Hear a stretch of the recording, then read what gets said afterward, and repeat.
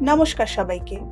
এই ভিডিওতে আসুন আমরা শিখি কিভাবে অল্টারনেটর, ধারাবাহিকতা এবং ইনসুলেশন রেসিস্ট্যান্সের পরীক্ষা করা যায় এবং একটি সিঙ্ক্রোনাস মোটর ইনস্টল করা যায়। এই অংশে এবং টার্মিনাল শনাক্ত করা যায়।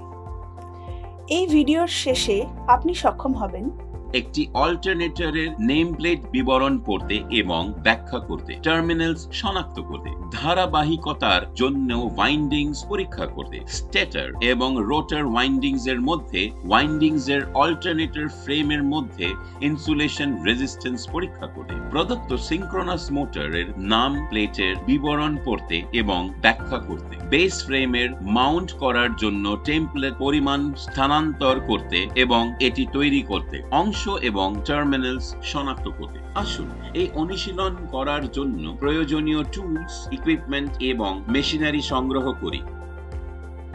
Spanner set, megger, 3-phase alternator, PVC insulated copper wire, insulation tape, test lamp, masonry tools like travel spirit level, electric drilling machine, electrician toolkit, 3-phase synchronous motor with starter, DC source or rectifier, DPIC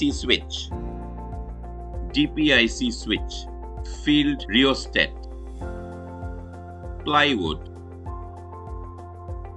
nuts, grouting bolts, connecting cables যেমন প্রয়োজন। একটি অল্টারনেটরের name প্লেটের বিবরণ পড়ুন এবং ব্যাখ্যা করুন। 3-phase অল্টারনেটরের name প্লেটের বিবরণ পড়ুন এবং ব্যাখ্যা করুন এবং ট্যাবুলেশনে ভ্যালুজ লিখুন। একটি টেস্ট ল্যাম্প ব্যবহার করে ধারাবাহিকতা পরীক্ষা করুন।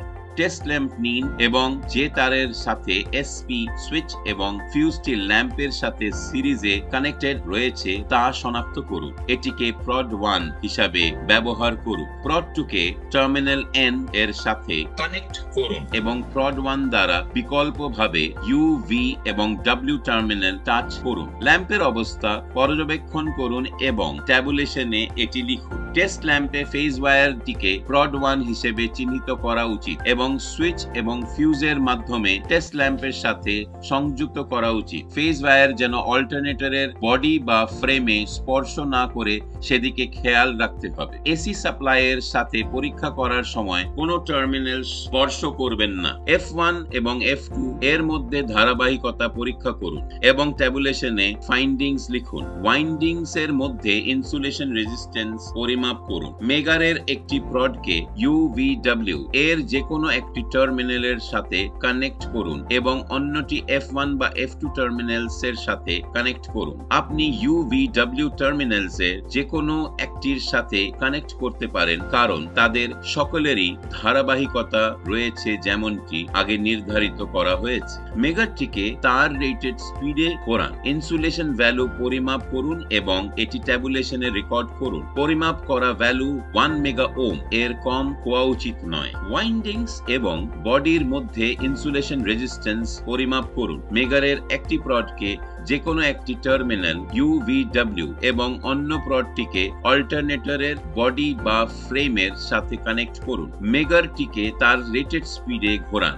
ইনসুলেশন রেজিস্ট্যান্স পরিমাপ করুন। টার্মিনাল F1 বা F2 এর সাথে মেগার প্রড এবং অন্য প্রডটিকে বডিতে কানেক্ট করুন। মেগারটিকে তার রেটেড স্পিডে ঘোরান। ইনসুলেশন রেজিস্ট্যান্স ভ্যালু পরিমাপ করুন। ট্যাবুলেশনে রেকর্ড করুন। পরিমাপ করা ইনসুলেশন ভ্যালু 1 মেগা ওম এর কম হওয়া উচিত নয়। বিভাগে উপলব্ধ অল্টারনেটর মেইনটেনেন্স কার্ডে লেখাগুলির সাথে ইনসুলেশন রেজিস্ট্যান্স এর এই ভ্যালুগুলির তুলনা করুন। একটি প্রদত্ত সিঙ্ক্রোনাস মোটর ইনস্টল করুন। মোটর মেইনটেনেন্সে নেম প্লেটের বিবরণ রেকর্ড করুন। প্রস্তুতকারকের নির্দেশনা অনুযায়ী যে স্থানে মোটর স্থাপন করা হবে সেখানে প্রয়োজনীয় ব্যবস্থা করুন, যেমন গর্ত ড্রিল করা, নাটস এবং বোল্টসের অবস্থান বা আরসিসি ফাউন্ডেশন ইত্যাদি। মোটরের রেটিং থেকে কানেকশন কেবল এবং ফিউজ এর আকার নির্ধারণ করুন। দুটি সোজা টুকরো এবং পাতলা পাতলা প্লাইউডের দুটি ক্রস টুকরো কেটে উডেন ফ্রেম প্ল্যাঙ্ক গুলিতে মোটরের বেসের গর্তের আকার অনুযায়ী গর্তগুলি চিহ্নিত করুন। প্রস্তুতকারকের দ্বারা প্রস্তাবিত মাউন্টিং বোল্টের আকার অনুসারে ড্রিলের আকার নির্বাচন করুন। সিঙ্ক্রোনাস মোটরের অংশ চিহ্নিত করুন। রিয়েল অবজেক্ট বা এক্সপ্লোডেড ভিউ চার্ট থেকে সিঙ্ক্রোনাস মোটরের অংশগুলি শনাক্ত করুন। নাম্বার ট্যাগ সহ প্রতিটি চিহ্নিত অংশ লেবেল করুন। ট্যাবুলেশনে প্রতিটি লেবেলযুক্ত সংখ্যার অংশগুলির নাম লিখুন। উল্লেখিত আকার অনুযায়ী গর্ত ড্রিল করুন।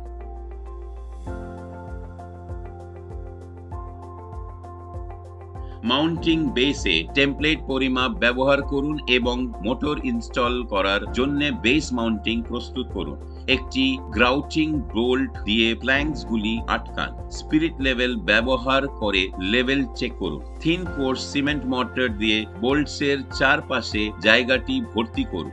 এটি 8 থেকে 12 ঘন্টার জন্য বসতে দিন, তারপর টেমপ্লেট প্ল্যাঙ্কস সরান। কমপক্ষে 2 দিনের জন্য জল দিয়ে সিমেন্ট মর্টার কিউর করুন। সুন্দরভাবে প্লাস্টার করে সারফেসটি ফিনিশ করুন। প্রস্তুতকারকের নির্দেশ অনুযায়ী ভাইব্রেশন অ্যারেস্টিং ডিভাইসেস অন্তর্ভুক্ত করুন, যেমন স্প্রিং ওয়াশার্স ইত্যাদি। মোটর ইনস্টল করুন এবং নাটস দিয়ে এটি লাগান।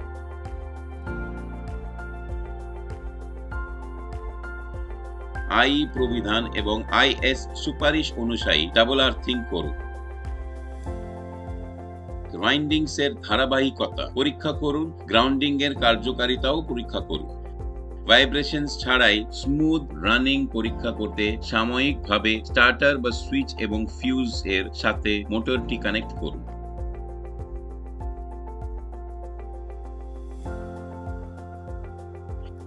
এটি কিভাবে অল্টারনেটর ধারাবাহিকতা এবং ইনসুলেশন রেসিস্টেন্সের পরীক্ষা করা যায় এবং একটি সিঙ্ক্রোনাস মোটর ইনস্টল করা, এর অংশ এবং টার্মিনালগুলি শনাক্ত করা যায় তার অনুশীলনের সমাপ্তি ঘটায়। আশা করি এখন আপনি সক্ষম হবেন একটি অল্টারনেটরের নেম প্লেটের বিবরণ পড়তে এবং ব্যাখ্যা করতে, টার্মিনালস শনাক্ত করতে, ধারাবাহিকতার জন্য ওয়াইন্ডিংস পরীক্ষা করতে, স্টেটর এবং রোটর ওয়াইন্ডিংস এর মধ্যে ওয়াইন্ডিংস এবং অল্টারনেটর ফ্রেমের মধ্যে ইনসুলেশন রেজিস্ট্যান্স পরীক্ষা করতে, প্রদত্ত সিঙ্ক্রোনাস মোটরের নেম প্লেটের বিবরণ পড়তে এবং ব্যাখ্যা করতে, বেস ফ্রেমের মাউন্টিং করার জন্য টেমপ্লেট পরিমাপ স্থানান্তর করতে এবং এটি তৈরি করতে, অংশ এবং টার্মিনালগুলি শনাক্ত করতে। ধন্যবাদ। আপনার সাথে পরবর্তী অনুশীলনে দেখা হবে।